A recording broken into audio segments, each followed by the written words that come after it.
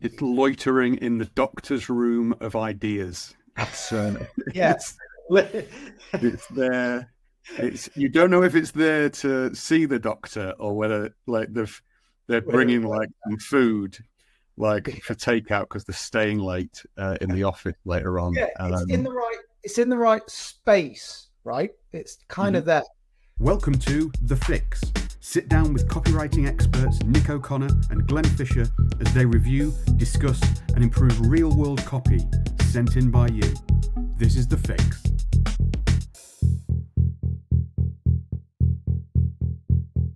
Right, we've got a piece of copy. Let's look straight at it. Do you want me to read it or do you want to read it, Glenn? You can read it on the basis that I've been reading my novel out aloud this morning. So my mouth I'm bad at reading at the best of times. So I'll let you read it out for the listeners. Just down at the train station or sort of, I imagine you like a busker.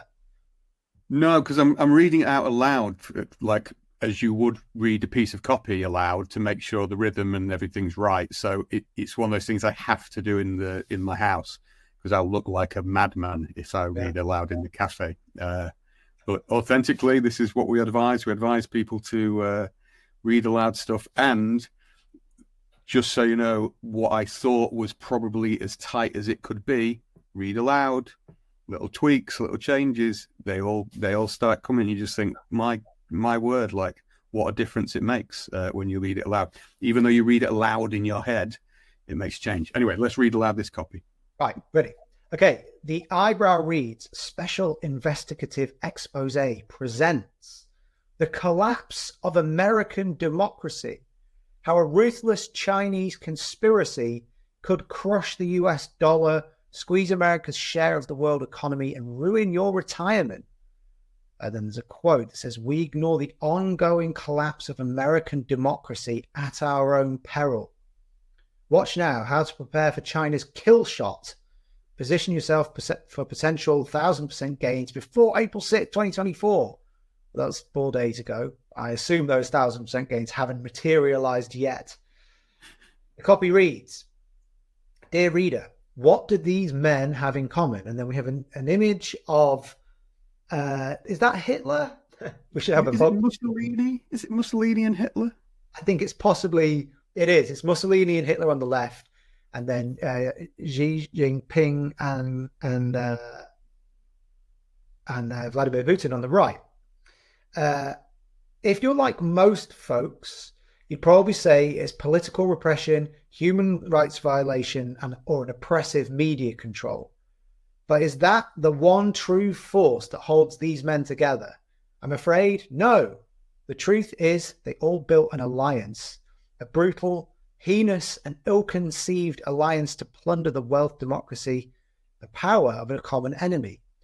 Let me show you what I mean. Take a look at this footage. It's September 1937. The whole of Germany is gathered to welcome Italian fascist and dictator Benito Mussolini. On arrival, Adolf Hitler paraded his troops as the Germans cheered the Duce. Striding side by side, both dictators marched ostensibly in their declaration for peace. Sadly, what seemed like a call for peace and harmony was a plot to reinforce a political and military alliance against Europe, or as they called it, the Rome-Berlin Axis. 2 years later, Hitler invaded Poland and initiated World War II with the aid of Italian forces, a war that spanned across continents, claimed millions of lives, and posed significant threats to our national security. Unfortunately, once again, a new alliance has risen against the United States. Xi Jinping and Vladimir Putin have built the most consequential alliance in the world. It's an alliance that, according to foreign policy, has become even more significant than Washington's official alliances today. This is an undeclared alliance with seismic implications for the United States, with more seismic implications for the United States than BRICS, ASEAN, and the Rome-Berlin Axis combined. Okay, I'm going to stop there. Right, lots to unpick there. So, one thing about reading copy aloud that I have to find is you can hear in someone's voice. I think your voice tells you before your brain does that you need to get to the point. So like, as you're reading something out loud, the rhythms of spoken speech require points to be made, require you to come to the point, require you to say, so why am I telling all of you all of this? Well, here's the reason. I think there's a little bit of that going on here, of maybe meandering around. So if I was reviewing that piece of copy, I'd say this is definitely an interesting subject to explore and to develop. I would say it's like adjacent to a great idea, or it's maybe one step before we have a great idea. So it's in the right ballpark, I suppose. It's loitering in the doctor's room of ideas. Yes. It's there. You don't know if it's there to see the doctor or whether like they're bringing like some food like for takeout because they're staying late in the office later on. Yeah, it's in the right space, right? It's kind of there. A few sort of things that I would change. We always want to tell a story about the future, the near future. We may use the past as a way of explaining what is to come. That's why we might write about the past, as a way of framing, creating a pattern, sense of expectation for what's to come next.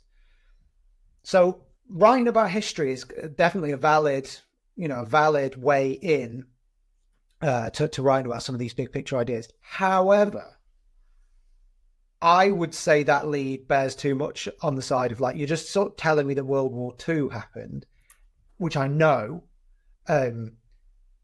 sort of, so what? Is there a new war going to break out? So for instance... I was just going to say then, actually, Nick, apologies for interrupting, but and apologies to the writer. I don't mean this to be harsh, but that kind of, so I read it and the history side is great and the storytelling interesting, like, yeah, okay.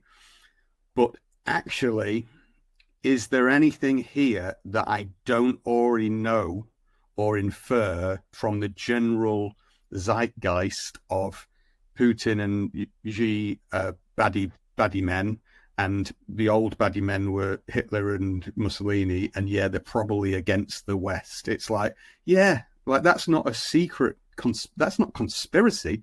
They're doing that that's on the BBC 6 o'clock news. Like, people are bored of that, and I don't mean to be frivolous about it, but it's like, yeah, it's of course they're nutters. Like, it's not a new thing, and that's why it's in the waiting room of ideas, because I think you're missing about not just what's the future, but what's new about this. It reminds me of the Mike Palmer thing. You've got to read all the stuff, and then you've got to find out what the expert doesn't know.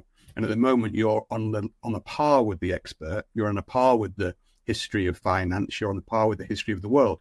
But what is the thing that I need to know? Like,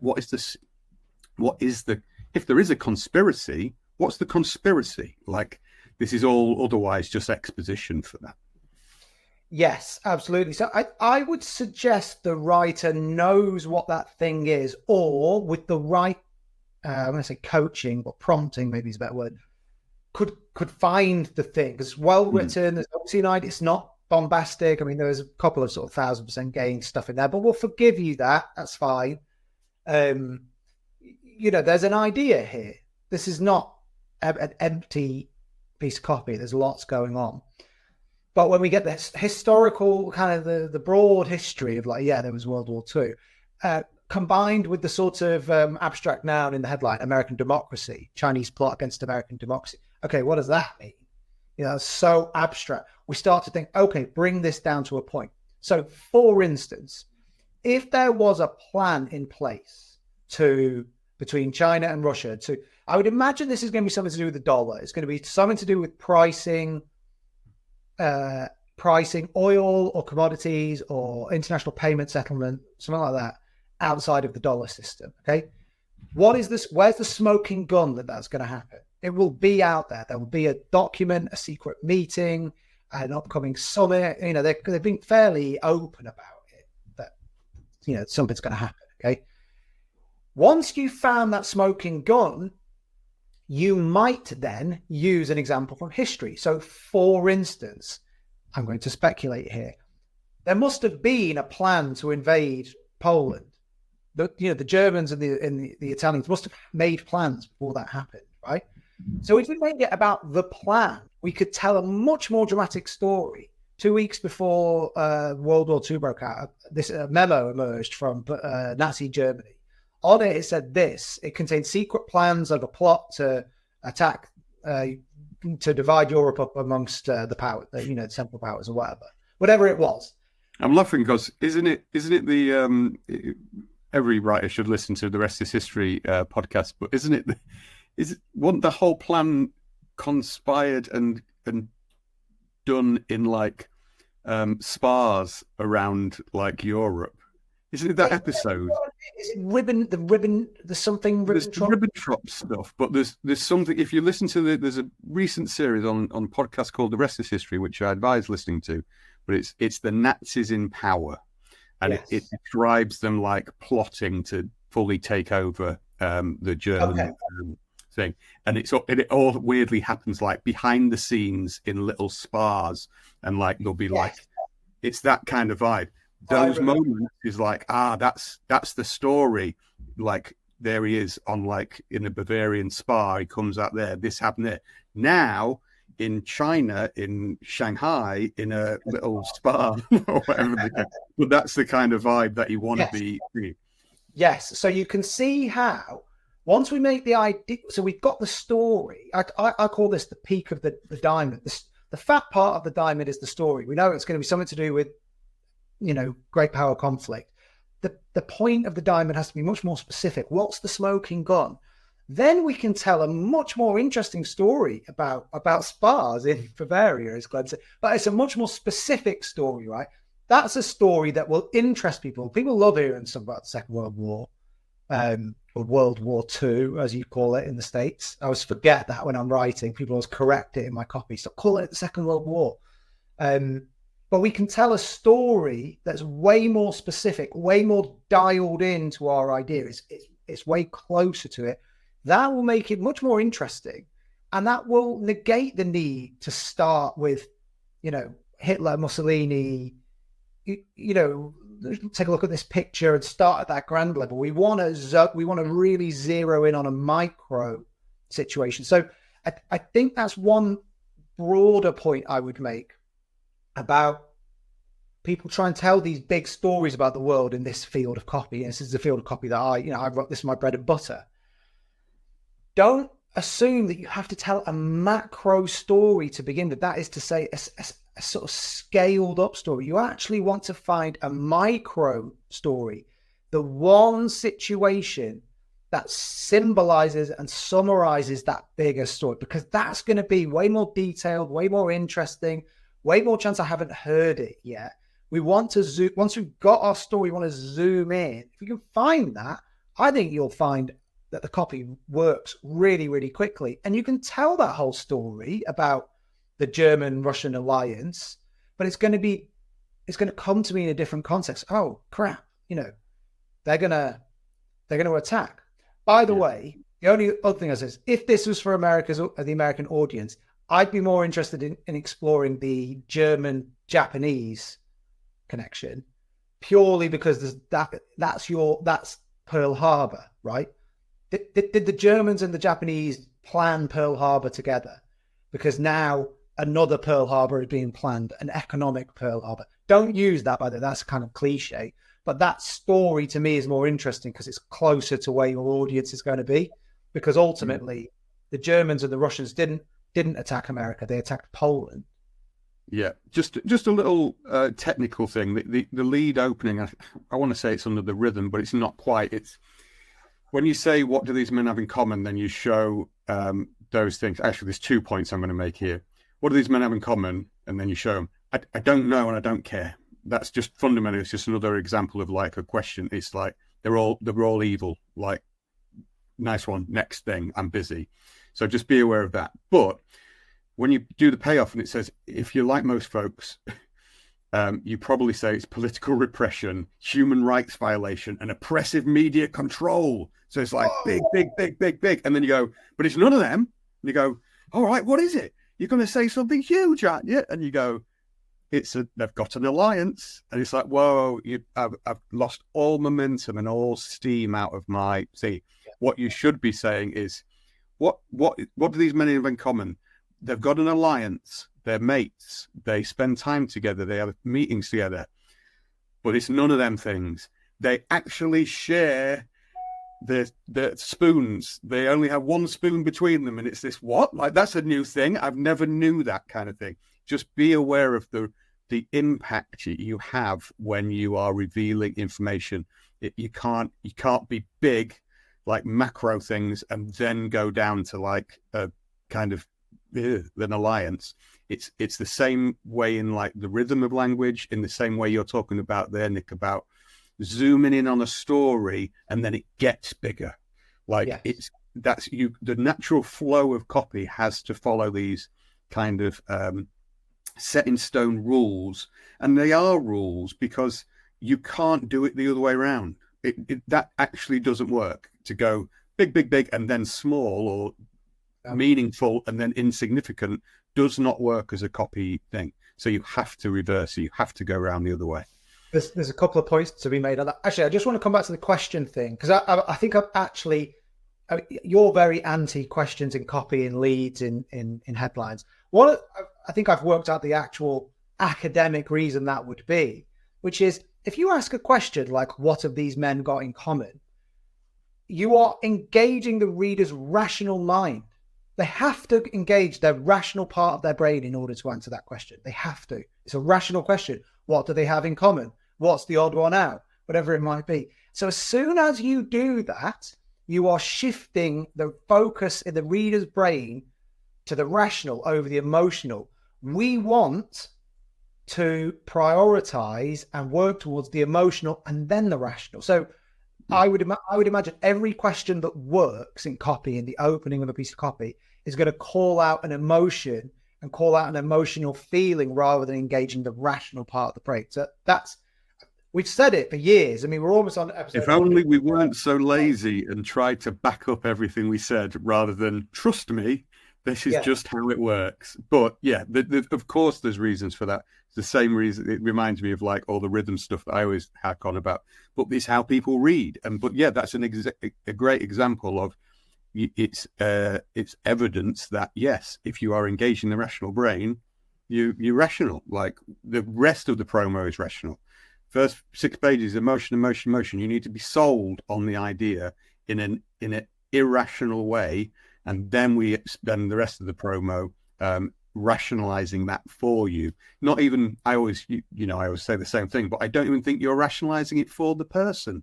You're rationalizing it with them so that when they go home at night and go, I've just spent X £1,000 on this nut thing, like, and their partner says, what have you done that for again, Glenn? Why did you spend that money on that? You go, well, let me explain. Did you know there's the Ribbentrop Pact and they tell the promo back to their partner or whatever? That's what you're doing it for. It's not. That's when you get rational. The rest of the promo is there to rationalize the emotional decision you've made in the headline and lead in that moment, and that's how it works. So be aware of that because it's very important on a line by line basis. The final point I just wanted to make was just rounding off this idea about zooming in. So there's a piece of copy. It's really hard to track down. There's a piece of copy at the start of the century. It was at the end of the last century because it's about the Y2K bug. So that's big, right? It's about the end of the world. It's about all computers blowing up and not working, which is a real threat or real fear, legitimate fear. There was a great piece of copy called Silence of the Trains. So it starts by saying, the 852 from Kansas to Michigan should come around that corner any second now, but not today. So it literally starts with just one train not running, then another train, and then another train, and it being wrong. 15 pages of train timetables later. Yeah. For one opera just drops in. It actually published the menu that you would get in the dining car on that. But that's a great way of thinking about, okay, I don't need to start at the level of Y2K, end of the world. I can zoom right in and find a situation that's emblematic of the whole thing. Just as if we were talking about, say, the moon landings. Okay, how do we talk about the moon landings? We talk about the person, like, stepping onto the moon, or the little girl watching it on telly at home with the lights off and their parents. We zoom in, we find specific situations, and we grow out from there. That's what this piece of copy needs. And that's a mistake. Mistake is the wrong word. That's a way of thinking that will make your big picture copy, your macro style copy, which if you can get it right is probably the most lucrative form of copy you can write. It will make it much easier to find ways of telling those types of stories, but it takes a long time to figure it out. So I'd say to this writer, I'd say you're in the right ballpark. You're probably in the right row of seats. You're not far off. You've just got to keep pushing and zoom in, find the smoking gun, and then extrapolate back from there, and you'll have your story, because the rest of the elements are there. This is actually from a member of they've just recently joined the Fix Accelerator. So I would probably advise, if you've not done already, watch your research masterclass, Nick, because that helps you find those details. What we were talking about with listening to things like the rest is history, and getting those little stories. It's those details and those little magpie hunting, you call it, whatever. It's that little bit that lets you get those little stories that it's like, that's the thing. And then it blossoms into a much bigger thing. It's detail hunting, but you gave a great example of this. You probably didn't realize at the time, but you'd listen to those podcasts on the Nazi, the rise to power, and just that little detail of, it was planned behind the scenes in a spa, whatever. Yeah, it's just a fat man in a bath made me laugh. It's like that's the reality of gruesome, horrible things happening, but it's just a rich, fat thing. Very imagery led in my mind there, and it just went, I'm having that detail in my head. Use it somewhat. I'll use that somewhere. I've got another example actually that I gave to another copywriter recently, which from the same podcast, as they did a series on the Titanic, and the detail that just stuck in my mind was, it wasn't about, so obviously there weren't enough lifeboats on the Titanic, but that wasn't the real tragedy. Most of the lifeboats left half full. People got on lifeboats and then got off. They said, no, I'll take my chances on the boat. Or they refused to get on the boat. So yes, it was a tragedy that there weren't enough lifeboats, but the real tragedy, when you think about it, was there were lives that could have been saved with the existing stock of lifeboats. That symbolizes something. To me, it symbolizes the idea that, people won't always make the decision that's in their best interest. In fact, sometimes there can be a disaster unfolding around someone and they will not do the thing that they should do. They won't get in the lifeboat. They'll take their chances where they are. Here's one for you. I'm just reading Werner Herzog's biography. And he was talking about when he was a child in Bavaria, weirdly. He was talking about he was obsessed with ski jumping. It's Werner Herzog. It's just madness, like from birth. Was obsessed with ski jumping, and he explains something where he was obsessed with this particular skier, this particular ski jumper, who broke the records and was going too far. And because he was going too far, they wanted the safety thing, so he just smash his head and be half dead. But they had to change everything so that you could get that far and catch you at the end. But that, in my mind, I didn't know, and I'm just thinking as you're speaking now, I'm thinking, right, that's in my mind. I've hunted that detail and it's stuck in my, but hang on a minute, how could I apply that? Is it like overshooting the mark and they haven't done this? So in a greed promo where you're talking about moonshots and doing all this stuff, they've not even built how far we need to go to get to that stuff. And you can see how it quickly, even me rudimentarily from last night, reading that going, well, how could I apply that? It very quickly happens. And that's what being a copywriter is. That's what you talk about. We always say curiosity, but it's not always just curiosity. It's something to do with it's curiosity accumulation, actually wanting to accumulate curious details where it's that's weird. I'm just going to have that. I think it's ability to collect them, and then ability or willingness to make them symbols of something bigger. The detail stands for something more. The deal, the piece of paper, the story, whatever, it's a symbol. It's an emblem of something bigger. And that's, I mean, if you want to really pontificate, that's the secret of copywriting. Making small things and taking small elements and stories about the world and turning them into big and meaningful ideas, things that really matter to people. That's the art. It's turning the small into the big, if you want to think about it like that. So don't start big. You can actually start small. Anyway, I was going to say turning water into wine, but we'll just say turning the fun size can of Coca-Cola into a 2-liter catering jar of Coca-Cola. That's what we. Other drinks are available. Sugar rush tea. Don't drink too much Coca-Cola. Good. And we're not sponsored by Coca-Cola, obviously. Yet is the. Imagine that. Right. Thank you very much for watching, everybody. We'll be back again next week with another episode of The Fix. Plenty of exciting stuff coming up in the next few weeks as well. We'll let you know more about that in due course. So, thank you very much and goodbye. Au revoir. If you enjoy The Fix and want to get access to even more good stuff, join the Fix Accelerator today. Get access to special masterclasses from Nick and me, watch expert interviews with industry legends, join live copy feedback sessions every week, and get connected to our very own private copy network. Visit thefixaccelerator.com for more information.